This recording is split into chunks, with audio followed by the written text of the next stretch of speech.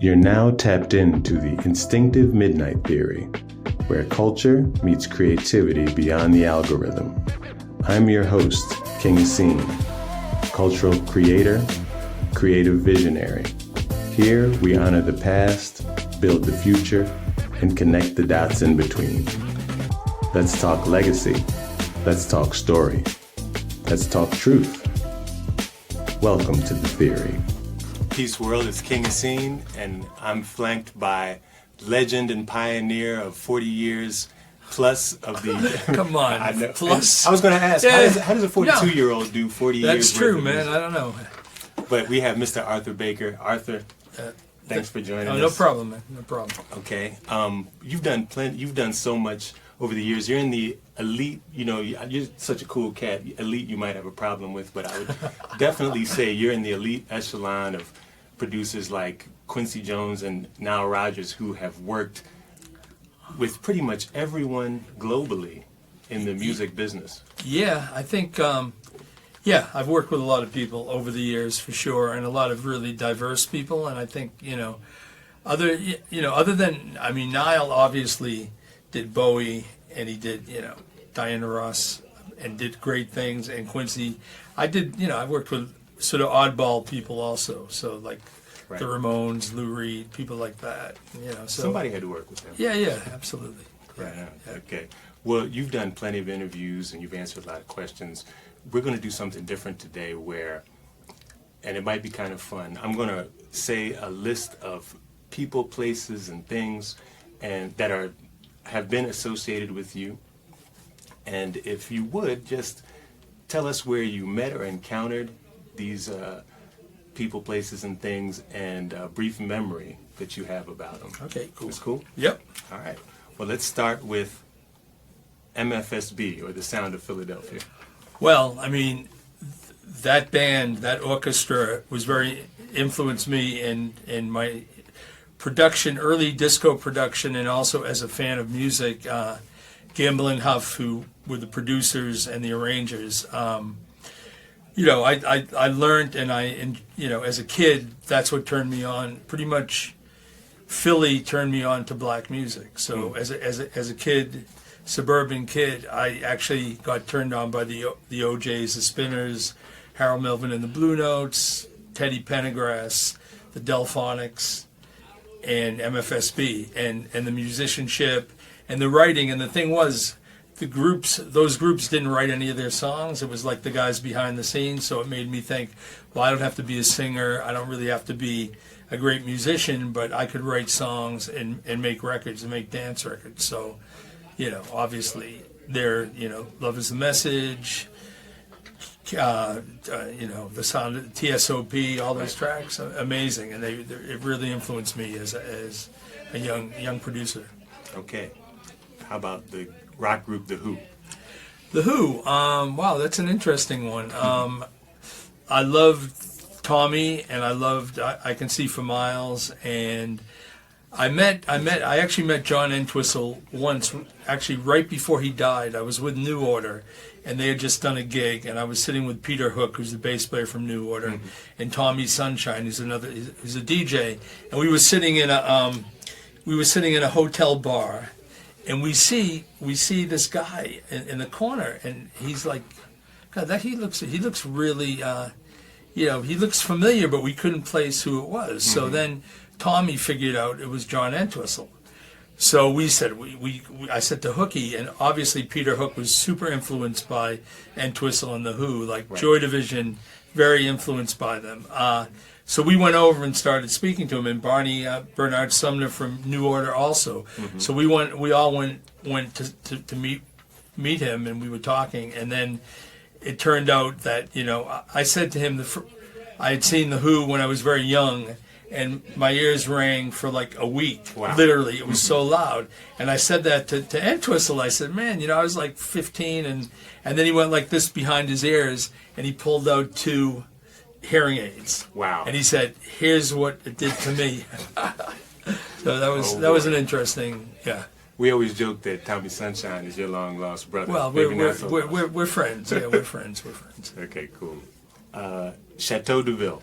Chateau de Ville, Saugus and Natick. It was a mafia, definitely a mafia supper club in Boston. And I used to play at the Chateau de Ville in Natick, which was near Needham, where I went to high school. So, yeah, it was, no one really appreciated the music, and I wasn't a great DJ at that time. But it was fun, and it was like it was a mafia club, man. So it was like very, very old school. They had a huge chandelier when you walked in the Chateau de Ville, huge chandelier, and then the club was called Sadie's. How disco can you get? A club called Sadie's. So yeah, it was fun. It was my first gig, probably my first DJ gig in Boston. Yeah. Okay. John Luongo. John Luongo was.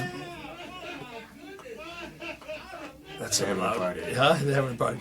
John Luongo was I could say he was my mentor. He had a magazine called Nightfall, and he was an amazing DJ. He played in a club in Boston called Rhinoceros, and he was the first guy who I ever saw cut 245s to extend a record.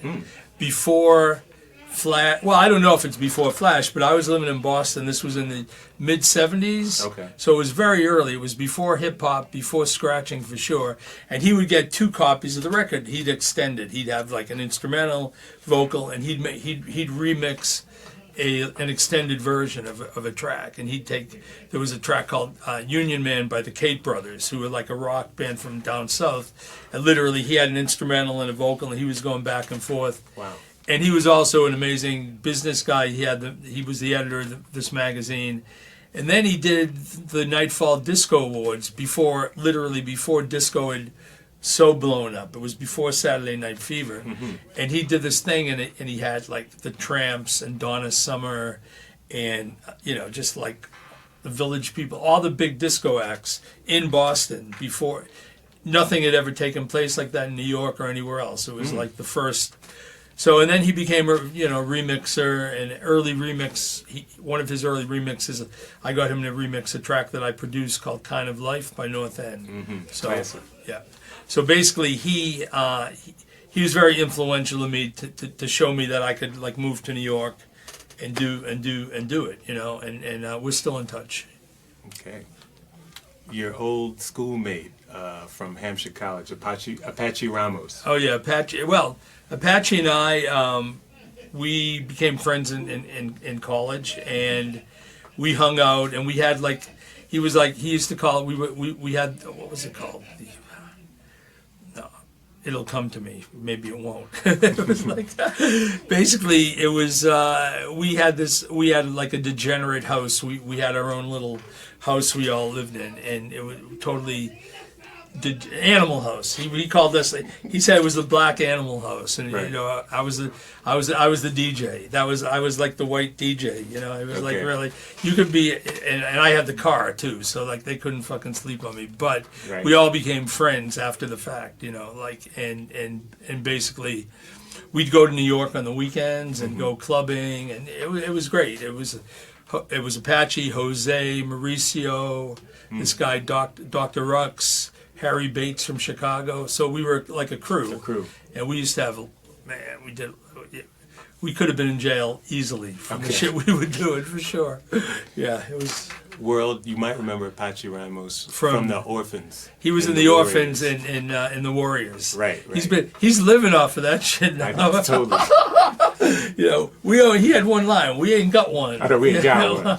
That was it. That was his line. But I interviewed him recently for the documentary I'm doing on Rockers Revenge. So, because he worked for me at Streetwise, so he was involved with Rockers Revenge. So.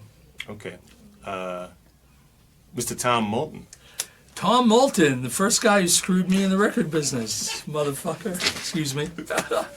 Yeah, no, it might not have been his fault. It was his brother was pretty much a scumbag, but basically, I had a record that I had produced and financed and wrote, and just a lot of the Boston musicians were on the record, and we cut a disco album, and literally it was like, what am I going to do with this? I put in all the money I had, and then Jerry Moulton, who was Tom's brother, he he came to the studio. This guy Alan Shivik brought him by, and we basically made a deal. He said, "Well, we're not going to use your. This is so bad. Like when I look back, we're not going to use the performances you did. We're going to re-record all the songs, but we need the tapes so that we can listen carefully to get the performances." So then, like a year later, this album TJM comes out, and it's literally my productions, and I get a credit as an arranger. But Right. I produced it. I mean, he mixed it, and he did great mixes, but he didn't produce shit on that record. Right. Maybe a few vocals that just. He had this guy Ron Tyson who ended up singing with the Temptations afterwards. Ronnie Tyson. Yeah, and he also was in Love Committee. He had the high voice. Right. So he replaced the high vocal. I had a guy, Bobby Howard, and he replaced Bobby, but he kept Larry Wedgeworth, who was the original lead singer on it, the baritone. So it was all the it was the record, basically. He just polished it a bit, but. So that was that. Still, I consider him like one of the most creative and great mixers. I wouldn't say he's a producer. Right. He did produce some Grace Jones stuff, but No, he did. That was good. That was cool. I'm just saying. I know in my case what happened. I know, definitely. Right. So and that I can only say, it's unfortunate he's never come back to me and go, he never has made any sort of amends on. All right. West End Records founder Mel Sharon. Mel Sharon. He gave me a record deal with the North End Record Kind of Life, and we were pretty good friends for a long time. He was from Boston. He always had time when you come into town. I'd come from Boston and bring him things to hear, and never got a royalty statement, but he put out the record, and it was funny because all those years, like he always Larry Levan used to play the record in Paradise Garage, and and Larry had said he wanted to do a remix, and then he never did, and Mel would go, talk to Larry, get him to do a remix. I go, man, he works for you. Why are you asking me? So, okay, right. Next. Okay, yeah, and it's funny you just brought up Larry. Yeah. That's the next person I was going to ask you about, Larry Levan. Larry Levan, amazing DJ, amazing risk taker. I would say risk taker. If you gave me two words, he just would do anything, play anything. If he liked the record, he'd play it 5 times in a night. Mm-hmm. Even if everyone sat on the floor, he'd play it again. He was like very sort of aggressive with his crowd. But first time I ever heard Rapper's Delight was at Paradise Garage. Wow. And he played it 5 times in a night. And then by the end, people were going nuts. Okay. Jelly Bean Benitez. Really good friend, really amazing DJ. He's a great guy, and he came. I sort of brought him in. I'm not saying I was his mentor, but I brought him into the studio, and Walking on Sunshine and Confusion and IOU. The Funhouse was my sort of home base. I would go there and test my records out, and I'd have him come in and help with the remixes. So, and we just DJed together 2 nights ago, so we're really good friends. And he did some great remixes, but his best talent was DJ and businessman. He's a really good businessman. And he still gets down DJ-wise. Oh, yeah. No joke, man. Yeah. He can do it, yeah. True. Kraftwerk, amazing, creative, amazing group. I totally respect them, and I'm not a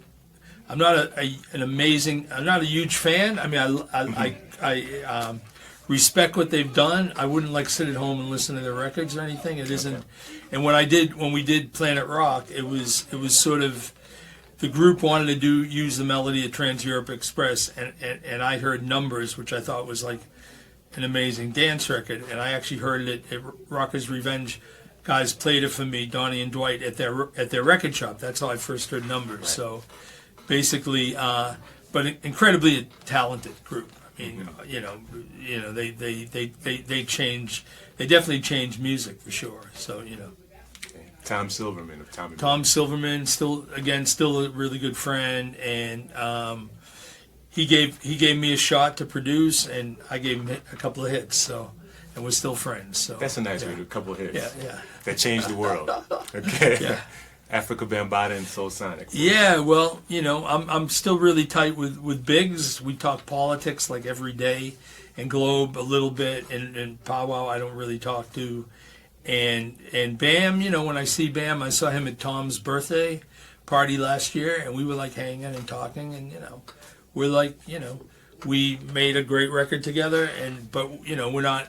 Me and Biggs actually talk about politics. We're really both we both hate Trump, so it's sort of an easy.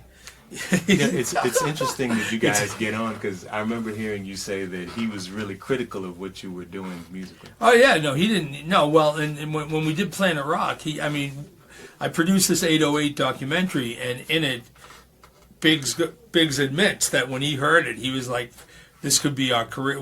Our career could be over before it started."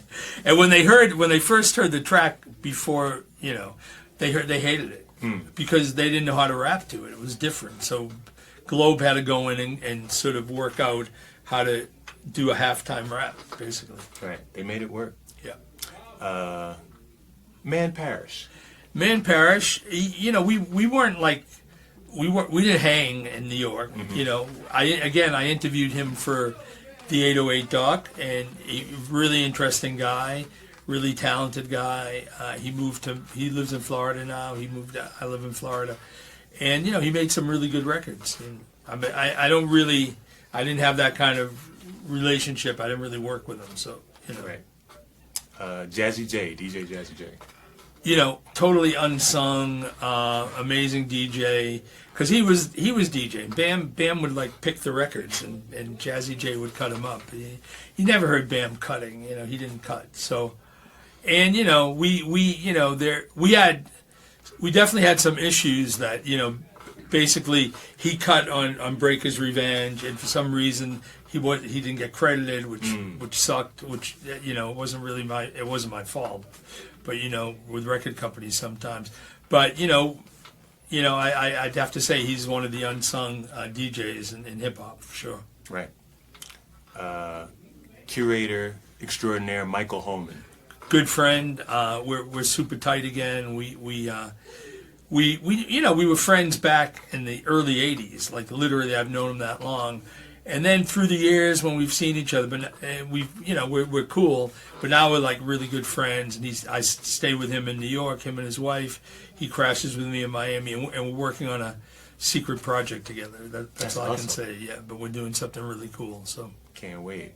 Rockers Revenge. Well, Rockers Revenge, man. We're back together and better than ever, and we're doing an album, and I'm doing a documentary on them. I just thought the story, the family, what they've been through, and getting back together, and just the whole generation of our generation who, now getting in early 60s, and we want to still make music, and the music we're making can be relevant, and why not do it? You got to do it now.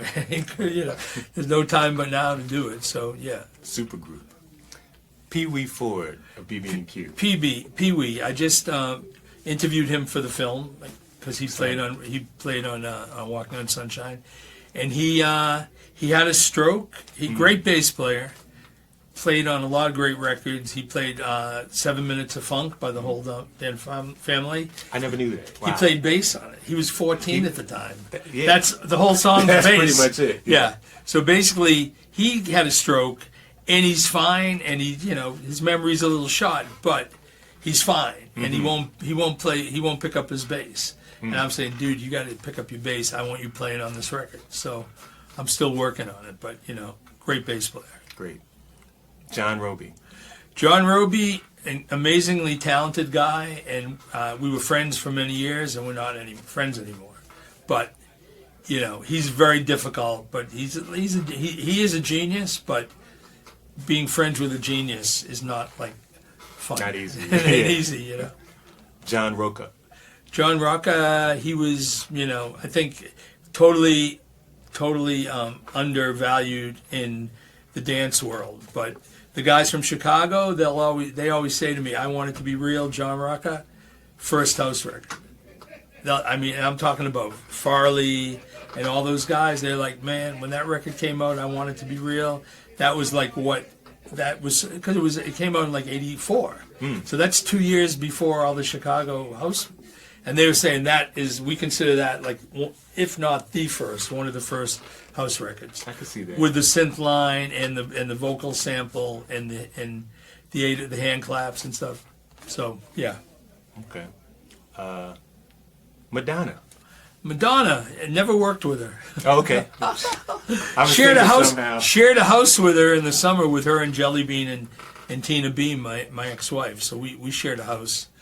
And that must have been fun. It was before it was the summer she really started taking off when Borderline came out, and it was Mark Kamens, who produced her first record, Everybody, was a really good friend. Unfortunately, he passed away about 4 years ago, but he played me her. He said, "Oh, I'm working with this girl.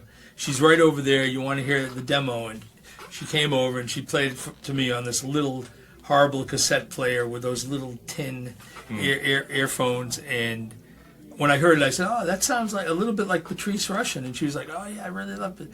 And then Mark called me the next day and said, "I'm supposed to produce the record." I go, "Oh, cool." And he goes, "What's a producer do?" So I had to give him a quick sort of course, in production. Okay.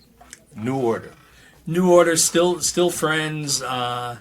Made a couple of records with them, and I'm DJing for the band next month in Miami, and cool. Peter Hook, who's no longer in the band, we're very close, so we're still, I'd still like to do another track with them, possibly, with Hooky for sure. That'll happen. We're just... He's DJing, right? Not anymore. Okay. Just a second. He was, but now he's actually got his own band, and he's much better bass player than DJ. Okay. Let's leave it at that.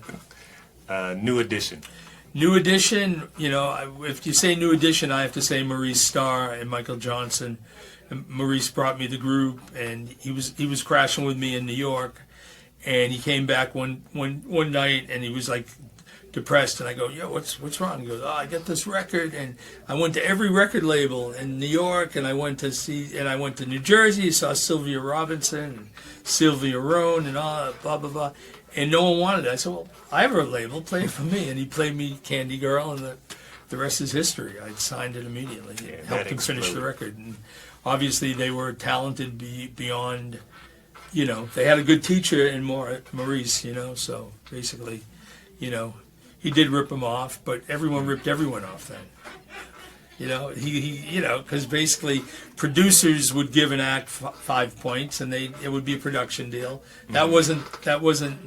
It was just because they were young. That's why he ended up losing the group, because that kind of deal was sort of almost typical, But being that they were underage, right, to sign it in Massachusetts, if they had. When he signed New Kids on the Block, he had them come to my studio in New York, do a session there, so he could sign them under New York law. So that's how he got around. I don't want to say crafty, but yeah, crafty. Yeah, why not? All right, I think one more of these. One more. Yeah, I'd say, because it. Let me pick the right one. I got people like waiting to do the vocals. Little Steven Van Zandt. Little Steven, interesting guy. He loved it hot in the studio. That's why. They used to call him Miami Steve, because he didn't like AC in the recording studio. So that's why Springsteen called him Miami Steve. But by the time we worked together, it was Little Steven. And, we did Sun City together. And I think, that alone is, we had a great partnership in that record. And we're not, I wouldn't say we're friends, and I'll leave it at that. We while we were working together, we were best friends, and then after that, it seemed like when he hit The Sopranos, it was like, Arthur who? Little bit of that, little bit of Hollywood. Okay. They could have called him Hollywood Steve instead of Miami Steve, Right. Yeah. Okay. Okay. I mean, that's a wrap on this episode of the Instinctive Midnight Theory. If you heard something that moved you, share it, tag it, build with it. Culture only grows when we grow it together. Until next time, stay fresh, stay rooted, and keep your story in motion.